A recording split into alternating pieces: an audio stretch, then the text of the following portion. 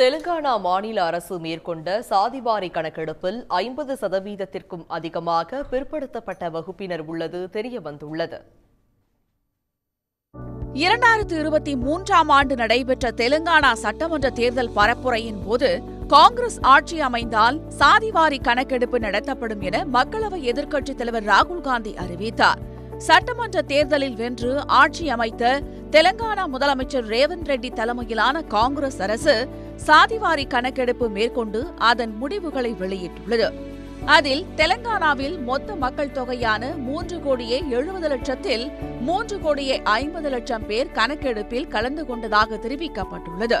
தெலங்கானாவில் பிற்படுத்தப்பட்ட வகுப்பினர் 46.25%, அதாவது 1,64,00,000 பேரும், பிற்படுத்தப்பட்ட வகுப்பில் உள்ள இஸ்லாமியர்கள் 10.08%, அதாவது 35,76,000 பேரும் உள்ளதாக கூறப்பட்டுள்ளது. ஒட்டுமொத்தமாக தெலங்கானாவில் பிற்படுத்தப்பட்ட வகுப்பினரின் எண்ணிக்கை 56.33% உள்ளது. BC other than Muslim minority is 1,64,09,179.